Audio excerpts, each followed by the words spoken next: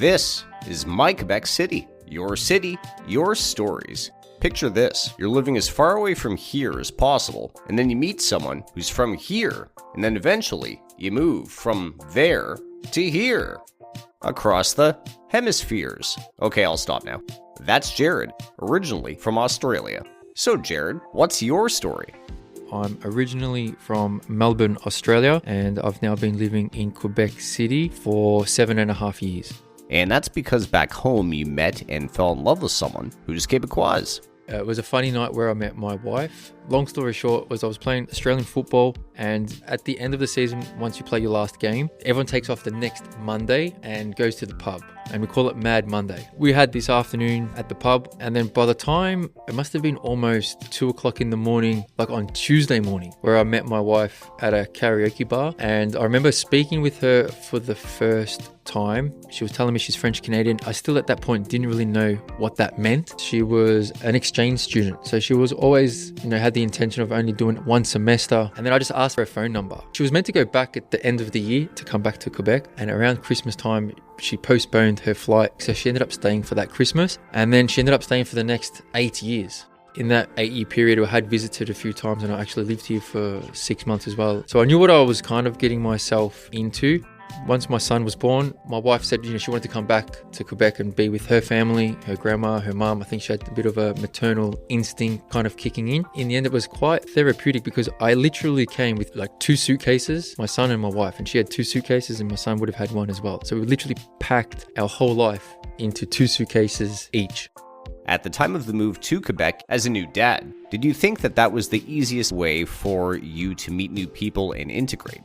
My background's in fitness, and what I was doing in Australia was running like outdoor fitness group training classes, like a boot camp. The way I got in contact with Jeffrey Hale was an interesting one. I remember writing to Jeffrey Hale because at this point my French wasn't up to like working standards. I was learning French and I was doing the French school. I think I did 30 weeks of French school when I first got here. And I remember messaging the wellness center. I'm looking to train maybe the employees here, come in here, do a fitness class with them. And then they wrote back saying, well, we don't have a facility to do fitness and stuff like that, but you should talk with Ed Sweeney from Quebec High School. And then I was able to get in with Quebec High School, and then I was posting in the Anglophones Living in Quebec Facebook group, and I had a photo of me and my son back of the car training outside. The wellness center then reached out and said, hey, we're looking for a dad to lead some of our wellness initiatives engaging with dads. And then at the time I'm like, well, to organize a group of dads and kids to do an activity didn't seem too far-fetched. I think we organized like to go for hikes and play games of soccer in the park, and it was just a space for dads to get involved with each other. I wanted to make the program that it wasn't just for the kids, but it was actually a place for dads to connect, and so the dads were getting just as much out of the program as the kids got as well.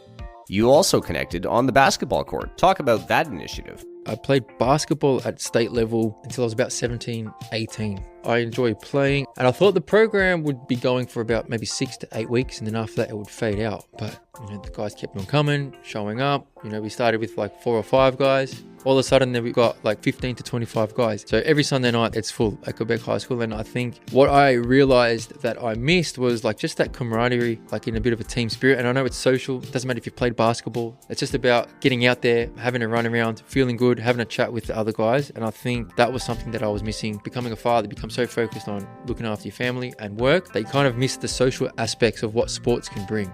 As someone who's athletic and focused on fitness, besides basketball, what do you do to exercise and have fun with it here in Quebec City? Prior to coming here, I'd been so focused on Australian football. I enjoyed lifting weights. So when I came here, I thought, I wanted to run a marathon. I like to run. I just literally open the front door. I run down through Wendake. There's like a golf course through there on the track. I really enjoy that. I do about a 10-kilometer run through there. And then I've done, I think, 3 marathons since I've been here. I do the marathon here in Quebec. I think it's a great and fun event. The Cap Blanc stairs, I love doing that, just climbing them. I've done plenty of workouts. I've taken a bunch of guys down there in the summer. You do as many as you can in 30 minutes. That's usually enough. And you go through at your own pace. Being that you were an adult before you saw snow for the first time, have you gotten used to Quebec's winters yet?